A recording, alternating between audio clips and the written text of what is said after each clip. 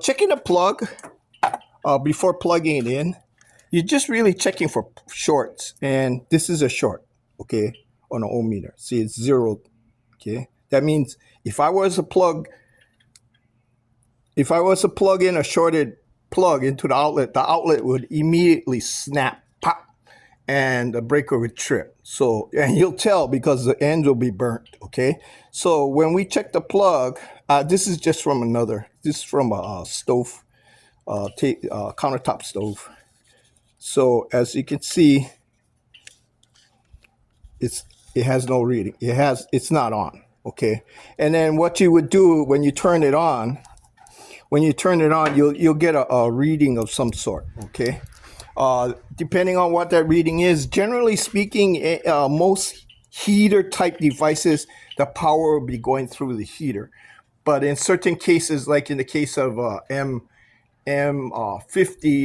the heater is not even activated until it sees some kind of control power, because the control power will turn on the heater. In the case of the junior, generally speaking, your control of the power is on the switch, okay? So all it is just from your power plug, and this is 2 lines, okay? So I'm just going to show 1 line, and then you have the switch, the on-off switch, on, off, and it goes through several safety devices, but in general, it'll go through the heater and come out of the heater and come back to the line, okay? So what you're doing is you're going to, when you check your meter from this point, and you turn on the switch, so you turn on the switch, you're making a connection. You're making a connection all the way through the heater element and coming back. So you should read some kind of reading, okay? How much, it all depends on how hot this is or how cold it is. It'll vary. If you put hot water in here, the reading will change, okay? But you will get some kind of reading. Now, if you have multiple elements, so let's say you got 2 elements in parallel, okay? If you was to disconnect the wire and check across each one, you should get the same reading, okay? So that's how you check a heater, okay? Let's go into more detail, okay? Your heater probably looks something like this, where you got a wire going into a plate, and it doesn't have to be this shape, but I'm just giving a general shape, okay? And it goes into this plate, and it can be rectangle or oval shape. It all depends on what kind of machine you have, okay? But there's these 2 tangs, lugs we call them, with a sturdy wire going into the base of this metal, okay? Then you're going to see a tube coming out and going back in, okay? And it's going to be a copper tube, okay? So there's this wire is connected to here. It goes through the tube, comes out of the tube, and comes out of here. So you would check with no power, everything's disconnected. You pull off, there's actually wires, there's actually plugs that go onto this. They look like this with heavy duty wire, usually red, okay? Usually red. And there's, so this would go into here and into here, okay? So what you do is you pull one of them off or both of them off, and then you just check, okay? And you should get some kind of reading. Let's say, I'm just guessing, I'm just going to arbitrarily throw out a number there. So let's say you get 83 ohms. Okay, so that means it shows 83 on here. The number might be different because depending on the length, it'll change, okay? I'm not saying 83 is correct. I'm just throwing a number out there, okay? We're going to use that as a reference. Now, if you have double, if you see you have double tangs,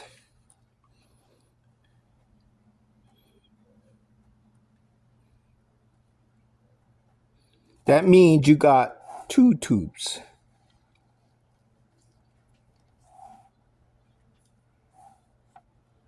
You got 2 tubes. So one, you'll read one, and generally speaking, it's an up and down one. You'll read, because if you go this way, you won't read anything because it's 2 separate tubes. So if you got 4 lugs, that means you got 2 tubes. You go across the up and down one, and you read it. It should read whatever it is. Okay, let's say it's 83 again. When you go to the second one, it should read the same or close. Let's say 83.5. Okay, so that's close enough. Now, if one of them reads 0 and the other one reads 83, then that means this one, if it's this one's reading 0 and this one's reading 83, that means this one's bad. Okay, so bad. Now, if you got, in most cases that I've seen, you'll, generally speaking, well, not necessary, but you could have up to 3. So 6 tanks, 6 lugs. So same thing. So there's 3 tubes, 1, 2, 3. So same thing. The up and down, measure up and down. Let's say 83, 83.5, 83.2, something like that, okay? So there should be all the same ohmage, okay? So that's how you check the heater. Now there's one more check, okay? There's one more check. Okay, this is a little bit more involved. Generally speaking, if you find a tube and you see a lot of pits in it, any kind of holes, that's called shorted.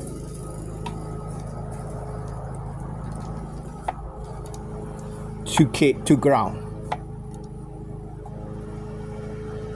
Okay, now let me explain what that is. Okay, when they make this heater element, all they do is they take a tube and they run a coil of heater wire.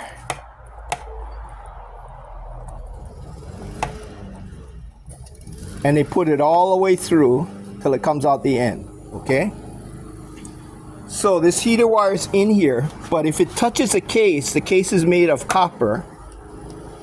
It's a copper tube. The wire will short out. Like if it touches here to here, the electricity will just go through the tube and won't go through the wire, won't heat up. So the way they separate it is they put sand inside. Okay? And there's sand in here, and the sand prevents the element from touching the side of the case. Okay? Yeah, I don't know how to keep the wire in the center. I guess there's spacers or something, ceramic spacers or something like that. But anyway, there's sand in the tube that prevents the coil from touching the sides of the copper. So they also will bend this tube, and incredibly, the wire will not touch the case, okay, because of the sand, okay? And then it comes out, and then you see those familiar lugs on each one.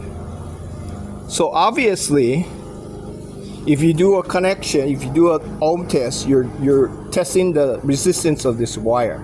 And let's say that's 83 ohms again. Let's just say that's 83 ohms, okay? So when I check here, the meter reads 83 ohms. Okay, now what happens if there's a hole? Okay, so this is what happens. The electricity will go through the water in the tank. Okay, so you have electricity going through the water in the tank. You know, little lightning bolts, okay? And they'll go to the outside wall of the tank because this is in water. Okay, what will happen is,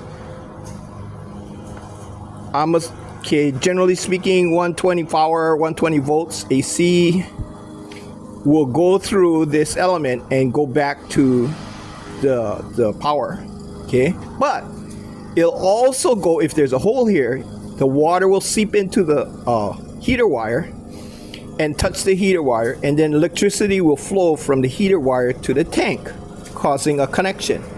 And what happens is, you don't notice it at first, but your water your heater, if it's still working, will boil, will bring it up to temperature, and then your temperature sensor or your pressure stat will see the steam and say, oh, it's hot enough. So it'll cut off the power. Generally speaking, there's a switch here. It's built into the machine, and it'll turn off the power. Okay, so it's hot. It's too hot. It turns off the power, so stops electricity from flowing through the element. But this is still hooked up to 120, depending on the line. Okay, so if it's still hooked up to 120, that means the power is flowing from here to here where the hole is, and then going through the water and touching the case, and then returning back to the power, because this wire is actually grounded to the case for safety reasons. So now you got electricity going through the part of the element and then going through the water. Okay, so what happens? Water gradually, not right away, but the water will gradually heat up because it's being shorted out, it's being electrocuted. So the water will gradually heat up. What will happen, the way you'll notice it, is your temperature will come up, you'll get steam and everything, you get frothier milk and all like that, but you'll notice that it'll keep boiling and boiling and boiling, it won't stop. A lot of times your safety valve will pop. You'll hear this, after about 15-20 minutes, you'll hear this, and there's a whole bunch of steam going up the top, the whole bunch of steam off the top of your unit.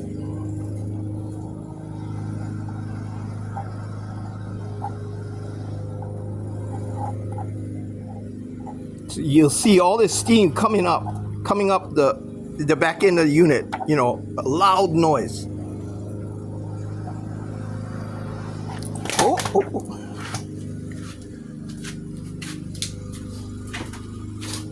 So you'll have a tremendous amount of steam.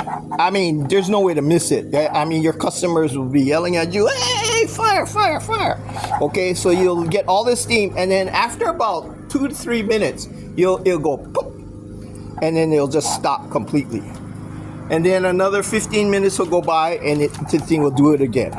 Okay, it'll keep doing that as long as there's water in the tank. But what happens is, if the tank doesn't refill, then all the water evaporate, and then what happens to this element, it gets so hot that it actually melts and destroys itself, and may even destroy, if there's a second element next to it, it may even destroy that. So watch out for that. There's 2 ways you can check for this. You do your meter thing again. Okay, here's the element. Okay, there's a heater. Okay, and here's the case. Here's the case that it's sitting in, a boiler. Okay, and the way you do it is you check your ohms. Okay, and you go one end, and then you touch the case. And if it looks like, that 0, then that's not good. Okay, if you touch the case, and it shows high ohms, then that's okay. Same with the other one. Okay, this one you'll read the 83, presumably 83 ohms. Okay, and then you're not supposed to get any reading from here to the case or here to the case, either way. Okay, so that's how you check the heater. Another way you can check the heater is physically remove it, clean off the crud, and see if there's any actual holes in it. If there's a hole in it, then you got to change the heater. You can't fix it. Okay, so if you see any holes in it, actual holes, and you'll see the wire and it'll be burnt or something like that, then you got to get rid of that. Okay.